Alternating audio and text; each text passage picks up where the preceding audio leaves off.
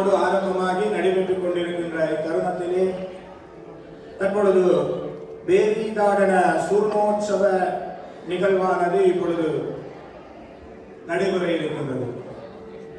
அந்த வகையிலே ஆலயத்திற்கு வருகை தருகின்ற மெய்யன்பர்களை ஆலயத்திலே எப்படி அழைப்பார்கள் என்று உங்கள் எல்லோருக்குமே தெரியும். ஆலயத்திலே வருகை தருகின்ற மெய்யடியார்களை மெய்யடியார்கள், அடியவர்கள் என்று அழைப்பார்கள். இதையே நீங்கள் ஒரு நிறுவனத்தில் வருகின்ற பொழுது அந்த இடத்தில் நீங்கள் எல்லாம் கஸ்டமர்ஸ், அப்படித்தான். அதே போல இறை சன்னிதானத்திற்கு நீங்கள் வருகை தருகின்ற பொழுது உங்களுடைய பெயர் என்ன, மோகனையாவோ இல்ல பிரதம குருக்கள் ரவி ஐயாவோ இல்ல ஆலயத்தில் வேலை பார்க்கின்ற சந்தோஷ் ஐயாவோ மகேஷ் ஐயாவோ இல்ல மற்றவர்கள், அந்த பெயர்களை நாங்கள் கூறுவதில்லை. ஆலயத்திற்கு வருகை தந்தாலே எல்லோருமே அடியவர்கள் தான். அப்படி பார்க்கின்ற பொழுது இந்த அடியவர்கள் என்றால் என்ன என்று யாருக்காவது தெரியுமா? தெரிந்தால் சொல்லலாம். நீங்கள் தமிழ் அகராதி, தமிழ் டிக்ஷனரியை எடுத்து பார்த்தீர்களேயானால் அடியவர்கள், அடி நுனி என்று ரெண்டு சொல்லிருக்கும். அடி என்பதற்கு எதிர்கருத்துள்ள சொல் நுனி. இதற்கு டிக்ஷனரியில் போட்டிருக்கின்ற அர்த்தம் நான் சொல்லவில்லை, தமிழ் அகராதியிலே சொல்லப்பட்டிருக்கிறது. அடியார்கள் என்று கூறுகின்ற பொழுது ஆலயத்திற்கு வருகை வருகின்ற அனைவருமே வளையக்கூடியவர்கள், வளைந்து கொடுக்கக்கூடியவர்கள். நான் தான் என்று நிமிர்ந்து நிற்காது ஆலயத்திற்கு வருகை தருபவர்கள் வளையக்கூடியவர்கள், வளைந்து கொடுக்கக்கூடியவர்கள். அடி என்பதன் அதற்கு சமமான கருத்து தமிழ் அகராதியிலே வளையக்கூடியவர்கள். அதனாலேதான் ஆலயத்திற்கு வருகை தருகின்ற மெய்யன்பர்களை அடியார்கள் என்று கூறுகிறார்கள். ஆணவம், கண்மம், மாயை என்ற முன்னலங்களையும் கோபுர வாசலிலே விட்டுவிட்டு ஆலயத்திற்கு வருகின்ற பொழுது ஆலய ஒழுங்கின்படி நடப்பவர்களை அடியவர்கள். இதற்கு மேல ஒரு வார்த்தையே கிடையாது. அதற்கு தமிழகராதியிலே அடிக்கு எதிர்பார்த்த சொல் நுனி. இந்த நுனியார் என்பது ஆலயத்திற்கு வருகை தந்தும் நான் சொல்வதுதான் என்று நினைத்தால் அதுதான் நுனியார்கள். ஆகவே அன்பர்கள் அனைவரும் ஆலயத்திற்கு வருகை தருகின்ற பொழுது ஆலயத்திலே எம்பெருமான் நவசக்தி விநாயக பெருமானுடைய திருவருளை வேண்டி இங்கே வருகை தருகிறீர்கள். அந்த இடத்திலே இங்கே வருகை தருபவர்கள் நான் பெரிது நீ பெரிது என்று நினைக்காது என்றென்றும் மூலாலயத்தில் வீட்டிருக்கின்ற நவசக்தி விநாயகர் தான் பெரியவர் என்று என்றைக்கு நினைக்கின்றீர்களோ அன்றைய தினமே எம்பெருமான் நவசக்தி விநாயகருடைய பரிபூரணமான திருவருள் உங்கள் அனைவருக்கும் கிடைக்கும் என்பதில் ஐயமில்லை. அதே போல தொடர்ந்து நீங்கள் பார்த்தீர்களேயானால் ஆலயங்களிலே நீங்கள் பேர் நட்சத்திரங்கள் எல்லாம் சொல்லுவீர்கள். ஐயா என்னோட பேர், சில பேர் சொல்லுவார்கள் திருவாதிர, சும்மா உதாரணத்துக்கு சொல்றேன், திருவாதிர சுப்பிரமணியம் என்றா ஐயா சொல்லுவார். ஆருத்ரா நட்சத்திரே சுப்பிரமணியம் நாமதேசிய அப்படின்னு சொன்னா ஐயா திருவாதிர என்று. திருவாதிரைக்கு சமஸ்கிருதத்திலே ஆருத்ரா என்று பெயர். அவர்களுக்கு என்ன, தான் சொல்வதை ஐயாவும் அதே மாதிரி தவறாம சொல்லுவாங்க. அப்படியாக நினைப்பவர்களுக்காக இங்கே சிவாச்சாரியர்கள் பூஜை செய்கின்ற பொழுது அனைத்து தெய்வங்களுக்கும் நாமங்களை சொல்லி பூஜை செய்வார்கள்.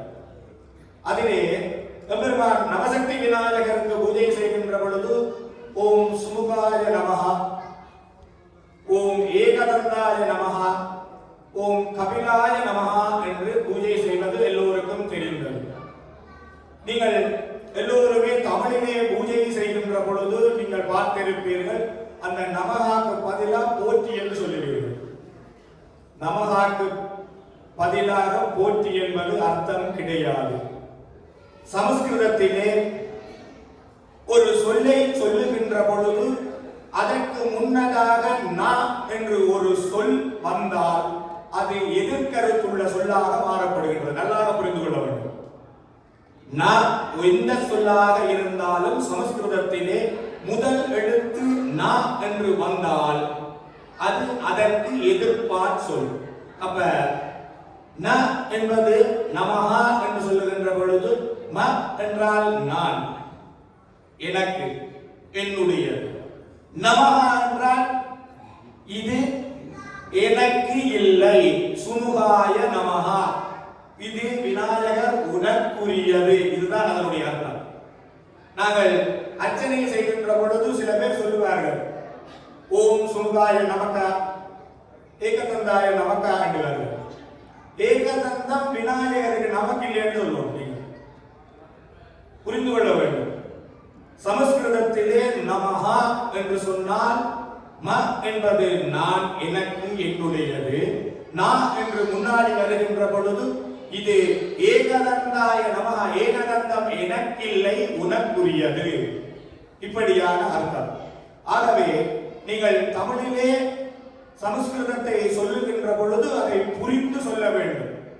இங்கே நமஹா என்று சொல்வதற்கும் நமக்கா என்றால் நான் சொல்வது, அப்படி சொல்பவருக்கு ஏகதந்தம் நமக்கு இல்லை, விநாயகருக்கு. வக்ரதுண்டம் எங்களுக்கு இல்லை, அதுவும் விநாயகருக்கு தான். அப்ப நமக்கான்னு சொன்னா அதானே நமஹா. இதை நன்றாக புரிந்து சொல்ல வேண்டும். ஆகையால் இன்றைய தினம் ஆலயத்திற்கு வருகை தந்திருக்கின்ற மெய்யன்பர்கள் பல பேர் கூடியிருக்கிறீர்கள். என்ன ஐயா எல்லாம் விளக்கம் கொடுக்கிறார் என்று யோசிக்க கூடாது. இவை அனைத்துமே இந்த 11 தினங்களில் நான் பார்த்தது. இதற்கும் நான் இதை சொல்லலாமா என்று பிரதம சிவாச்சாரியாரிடத்தில் அனுமதி கேட்டுதான் சொல்றேன். அவர் சொன்னார், சரியானது எதுவாக இருந்தாலும் நீங்கள் தாராளமாக சொல்லலாம் என்று அனுமதி கூறியிருக்கின்றார். ஆகையால் ஒரு சில விடயங்களை நாங்கள் ஆலயத்திற்கு வருகை தருகின்ற பொழுது நான் முதலிலே கூறியது போல மணிவாசகர் அதை அழகாக கூறியிருக்கிறார். சொல்லிய பாட்டின் பொருள் உணர்ந்து சொல்லுவோம். நாங்கள் என்ன சொல்லுகிறோம், எது சொல்லுகிறோம், எதற்காக சொல்லுகிறோம், அதை சொல்வதால் என்ன பலன் என்று நாங்கள் மனதிலே தெரிந்து கொண்டாலே அதனுடைய பரிபூரணமான திருவருளை நாங்கள் மானிட பிரேகியாக இருக்கின்ற நாங்கள் அனைவரும் பெற்றுக்கொள்ளலாம் என்று கூறிக்கொண்டு இங்கே அன்பர்கள் அனைவரும் நவசக்தி விநாயகர் பெருமான் ஆலயத்திலே 11 தினங்களாக காலை மாலை பூஜைகளிலே கலந்து கொள்ளுகிறீர்கள். மிகவும் சிறப்பாகவும் முதல் தரம் இந்த நவசக்தி விநாயகர் ஆலயத்திலே நீங்கள் எல்லாம் படையாக, நான் தான் புதுசு. இருந்தாலும் நீங்கள் எல்லாம் சொல்லுவீர்கள், ஐயா பேசும்போது புதுசா வந்து எங்களுக்கு பாடம் எடுக்கிறார். உங்களுடைய மனதிலே நீங்கள் நினைப்பதை எனக்கு தெரிகின்றது. ஆனாலும் சரியான விடயங்களை எடுத்துக் கூற வேண்டிய கடமைப்பாட்டில் இப்பொழுது இருக்கின்றோம். ஏனெனில் இப்பொழுது நடைபெற்றுக் கொண்டிருக்கின்ற கலியுகத்திலே நாங்கள் புதிதாக ஒன்றை உருவாக்குகின்றோம். ஆனால் எதற்காக செய்கின்றோம்? இதற்கு ஒரு அர்த்தமும் ஒரு சிறிய உதாரணம், ஒரு 5 நிமிடம் எல்லாரும் அமைதியா இருக்கும். இந்த பூனைக்கு மணி கட்டின கதை என்று ஒரு கதை சொல்லுவார்கள், கேள்விப்பட்டிருப்பீர்கள் ஊர்ல. அது எல்லாருக்காவது அந்த கதையின் அர்த்தம் தெரியும். ஒரு ஊரிலேயே ஒரு சிவாச்சாரியார் ஒரு வீட்டுக்கு செல்வார். வீட்டுக்கு அழைப்பார்கள், ஐயா ஒரு திதி செய்யணும், ஒரு பூஜை செய்யணும் என்று வீட்டுக்கு அழைப்பார்கள். இங்கேயும் அப்படியெல்லாம் அழைப்பார்கள்.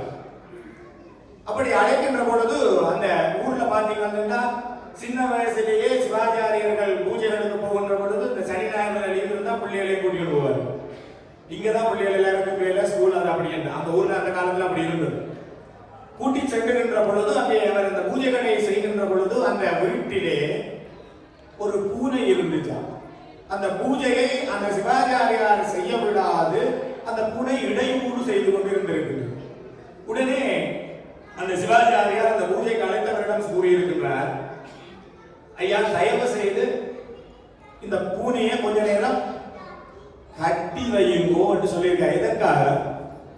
அவருக்கு இடையூறு செய்வதற்காக அந்த பூனையை கட்டி வைக்க சொல்லியிருக்கிறார்.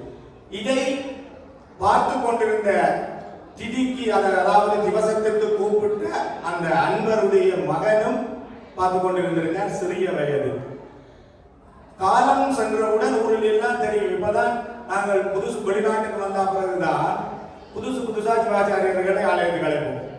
ஊர்ல எல்லாம் பாத்தீங்கன்னா பரம்பரையா சிவாச்சாரியர்கள் இருந்தது வழக்கம். இன்றைக்கு அங்கேயும் அப்படியெல்லாம் மாறிடுச்சு. அந்த சிவாச்சாரியார் என்ன செய்திருக்கிறார், அந்த அன்பர் அந்த அவருடைய தந்தைக்கு அந்த திவசத்தை செய்வதற்காக அந்த அவருடைய பையனை சிவாச்சாரியாருடைய மகனை அழைத்திருக்கின்றார். யாரு?